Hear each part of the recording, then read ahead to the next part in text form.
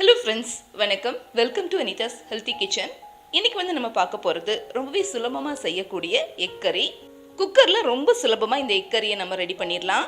இந்த எக்கரி பார்த்தீங்கன்னா appam, idiyappam, chapati, variety rice எல்லாத்துக்குமே ரொம்ப நல்லாயிருக்கும். ரொம்ப குறைவான நேரத்தில் நம்ம இந்த எக்கரியை ரெடி பண்ணிடலாம். இந்த எக்கரி பார்த்தீங்கன்னா ஹோட்டலில் கிடைக்கிற அதே எக்கரி மாதிரி ரொம்ப டேஸ்டியாக இருக்கும். இப்போ வாங்க அந்த எக்கரி எப்படி செய்யலான்னு பார்க்கலாம். எக் கிரேவி பண்ணுறதுக்கு நம்ம ஃபஸ்ட்டு எக்கை இந்த மாதிரி பாயில் பண்ணி எடுத்து வச்சுக்கணும். நான் இன்றைக்கி 4 எக்கை இந்த மாதிரி பாயில் பண்ணி எடுத்து வச்சுருக்கேன். இப்போது எக் கிரேவி பண்ணுறதுக்கு ஃபஸ்ட்டு நம்ம ஒரு குக்கர் பேன் வச்சுக்கலாம். பேன் கொஞ்சம் சூடானதும் இதில் தேவையான அளவு குக்கிங் ஆயிலை சேர்த்துக்கலாம். ஆயில் இதுக்கு நான் ஒரு 3 டேபிள் ஸ்பூன் போல் எடுத்திருக்கேன். எண்ணெய் ஓரளவுக்கு சூடானதும் இதில் 1 டீஸ்பூன் போல் சோம்பு சேர்த்துக்கலாம். சோம்பு நல்லா பொரிஞ்சு வந்ததும் நம்ம பெரிய வெங்காயத்தை சேர்க்க போறோம். வெங்காயம் இந்த மாதிரி நீளமா கட் பண்ணிட்டு சேர்த்துக்கலாம். இதுக்காக நான் 3 மீடியம் சைஸ் பெரிய வெங்காயத்தை எடுத்திருக்கேன்.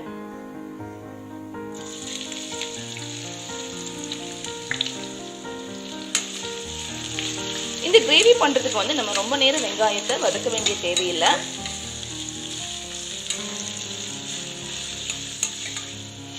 வெங்காயம் இப்போ வதங்கிட்டு இருக்கும் போதே நம்ம கொஞ்சமாக கருவேப்பிலை சேர்த்து கொடுக்கலாம்.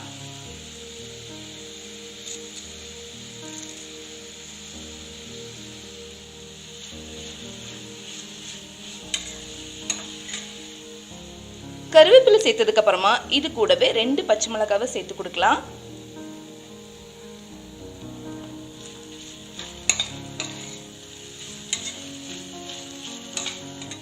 வெங்காயம் இன்னும் கொஞ்சம் வதங்கி அதோட பச்சைத்தன்மை எல்லாம் மாறினதுக்கு அப்புறமா மற்ற பொருட்கள்லாம் நம்ம சேர்த்து கொடுக்கலாம்.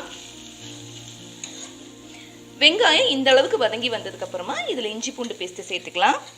ஒரு 4 பல் பூண்டு, ஒரு துண்டு இஞ்சி, இது ரெண்டுத்தையும் நான் இடிச்சிட்டு வந்திருக்கேன். இதை இதுல சேர்த்துக்கலாம். இஞ்சி பூண்டு பேஸ்ட் அதிகமா சேர்த்துறாதீங்க, இந்த கிரேவியோட டேஸ்டே மாறிடும். இஞ்சி பூண்டு பேஸ்டோட பச்சை வாசனை எல்லாம் ஓரளவுக்கு போனதுக்கு அப்புறமா இதுல நம்ம மசாலா பொடியெல்லாம் ஆட் பண்ணிக்கலாம். 2 டேபிள் ஸ்பூன் மல்லித்தூள்,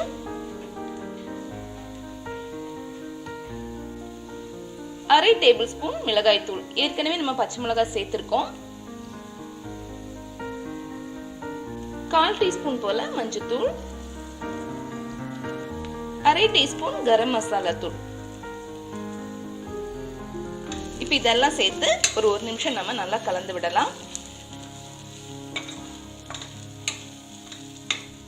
மசாலா தூளோட அந்த பச்சை வாசனை எல்லாம் போனதுக்கு அப்புறமா இதுல ஒரே ஒரு சின்ன தக்காளி, இதை இந்த மாதிரி நீளமா கட் பண்ணிட்டு சேர்த்துக்கலாம். தக்காளி மீடியம் சைஸை விட கொஞ்சம் சின்ன சைஸா எடுத்துக்கங்க, கரெக்டா இருக்கும். தக்காளி சீக்கிரமா வதங்கறதுக்காக கொஞ்சமா உப்பு சேர்த்துக்கலாம்.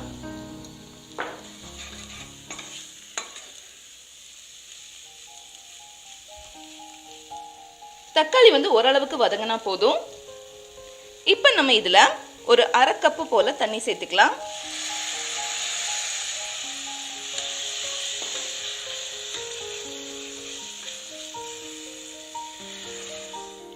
இது கூட கிரேவிக்கு தேவையான அளவு உப்பையும் சேர்த்துக்கலாம்.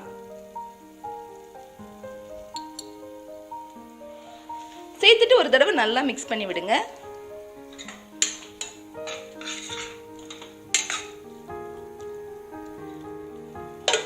இப்போ குக்கர் மூடி மிதமான சூட்ல ஒரு 2 விசில் விடலாம். 2 விசில் வச்சு அதோட பிரஷர் எல்லாம் போயிடுச்சு. நம்ம வைக்கும் போது மீடியம் ஃப்ளேம்லயே வைக்கணும். இப்போ நம்ம குக்கரை திறந்து பார்க்கலாம். இப்போ பாத்தீங்கன்னா இப்போ கிரேவி டைப்ல இந்த வெங்காயம் தக்காளி எல்லாம் நல்லா வதங்கி வந்திருக்கு பாருங்க. இப்போ நம்ம மறுபடியும் ஸ்டவ் ஆன் பண்ணிட்டு தேவையான அளவு தண்ணி சேர்த்துக்கலாம். கிரேவிக்கு எவ்வளவு தண்ணி தேவையோ அந்த அளவு நம்ம சேர்த்துக்கலாம். நான் ஒரு 1/2 கப் போல தண்ணி சேர்க்கிறேன். தண்ணி நம்ம சுடு தண்ணி தான் சேர்க்கணும்.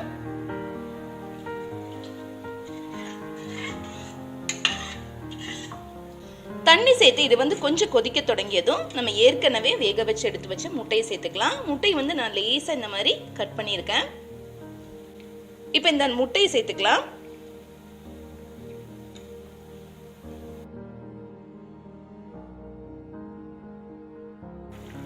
முட்டை சேர்த்து ஒரு 5 நிமிஷத்துக்கு அப்புறமா நம்ம கடலை மாவு கரைச்சிட்டு சேர்க்க போகிறோம். உங்களுக்கு திக்னஸ் இதே போதும்னா சேர்க்க வேண்டாம். கடலை மாவு சேர்த்திங்கன்னா இன்னும் கொஞ்சம் திக்னஸாக இருக்கும் கிரேவி. இப்போ நான் இதுக்காக ஒரே ஒரு டீஸ்பூன் தான் கடலை மாவு எடுத்திருக்கேன். இப்போ இந்த கடலை மாவில் 1/4 கப்புக்கு குறைவாக கொஞ்சம் தண்ணி சேர்த்துட்டு நல்லா மிக்ஸ் பண்ணிக்கோங்க. கட்டை எதுவும் இல்லாமல் இந்த மாதிரி நல்லா மிக்ஸ் பண்ணதுக்கப்புறமா இதையும் சேர்த்துக்கலாம். இது வந்து ஒரு 2-3 நிமிஷம் நல்லா கொதிச்சதுக்கப்புறமா நம்ம ஸ்டவ் ஆஃப் பண்ணிடலாம். இப்போ கடலை மாவு சேர்த்து கிரேவி வந்து ஓரளவுக்கு நல்லா திக்காயிடுச்சு. 2-3 நிமிஷம் ஆயிடுச்சு. இந்த டைமில் நம்ம ஸ்டவ் ஆஃப் பண்ணிக்கலாம். ரொம்பவே டேஸ்டியான எக் கறி வந்து ரொம்ப சுலபமாக நம்ம செஞ்சிடலாம் குக்கரில். இந்த எக் கறி வந்து ஆப்பம், இடியாப்பம், சப்பாத்தி இது எல்லாத்துக்குமே ரொம்ப நல்லாயிருக்கும். வெரைட்டி ரைஸ் இருந்தால் அதுக்கு கூட நம்ம வச்சு சாப்பிடலாம். இந்த டேஸ்டியான எக் கறியை நீங்களும் வீட்டில் ட்ரை பண்ணி பாருங்கள். ட்ரை பண்ணி பார்த்துட்டு மறக்காமல் உங்கள் ஃபீட்பேக் அனுப்புங்க. இந்த ரெசிபி வந்து உங்களுக்கு பிடிச்சிருந்தா உங்கள் ஃப்ரெண்ட்ஸ் அண்ட் ரிலேட்டிவ்ஸுக்கு ஷேர் பண்ணுங்கள்.